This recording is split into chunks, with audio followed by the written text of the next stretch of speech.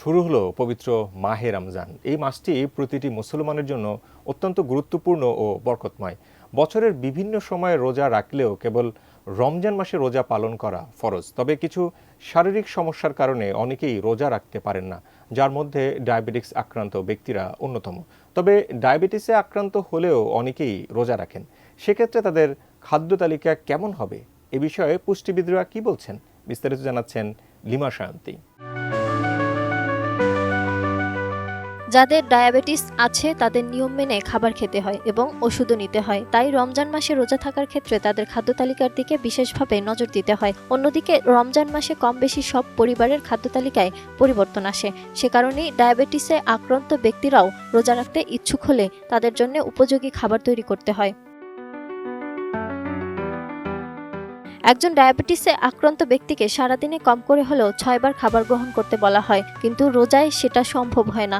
রমজান মাসে সেহরি করার পর সন্ধ্যায় ইফতার করতে হয়। যেহেতু এই সময় খাবার খাওয়ার সুযোগ নেই, তাই কোনোভাবেই ডায়াবেটিস রোগীরা সেহরি বা ইফতারে একবারে অতিরিক্ত খাবার খেয়ে 6 বার খাবারের যে চাহিদা সেটা পূরণ করতে পারবেন না, কারণ এতে রক্তে শর্করার ভারসাম্য নষ্ট করতে পারে। এজন্য সবসময় পরিমিত খাবার গ্রহণ করা জরুরি।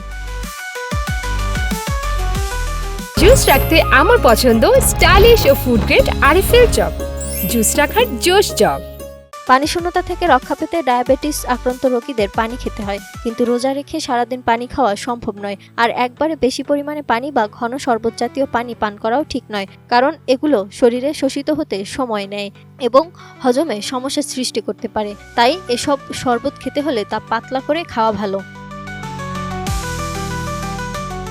ইফতারের খাবারের পরিমাণ সকালবেলার নাস্তার সমান হওয়া উচিত, যা সারাদিনের মোট ক্যালোরির 1/3 হবে। স্বাস্থ্যকর ইফতারের এই কিছু বিকল্প খাবার হতে পারে সেদ্ধ কাঁচা ছোলা, টমেটো, আদা, পুদিনা ও লবণ মিশিয়ে মুড়ি মাখানো, দই চিরা, দই বড়া, নরম খিচুড়ি, লাল আটার রুটি, লাল চালের ভাত, শসার রায়তা, ডিম সেদ্ধ, সাবুদানা মেশানো স্যুপ, মিশ্র ফল বা ফলের সালাদ। তবে ডালের তৈরি খাবার একের অধিক না খাওয়াই ভালো, যেমন ডালের বড়া, ঘুগনি, খিচুড়ি, হালিম, চটপটি ইত্যাদির মধ্যে একেবারে একটির বেশি খাওয়া উচিত নয়।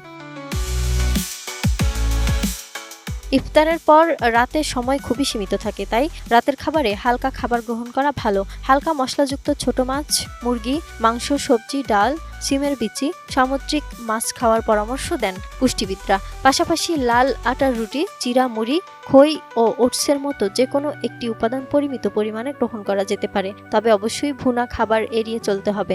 সেহরিতে এমন খাবার রাখা উচিত যেগুলো পানির ঘাটতি পূরণ করবে, আর এ কারণে প্রোটিন সমৃদ্ধ খাবারের মধ্যে মাছ, মুরগি বা ডিম খাওয়া ভালো। Lima Sayanti, desk report, ATN news.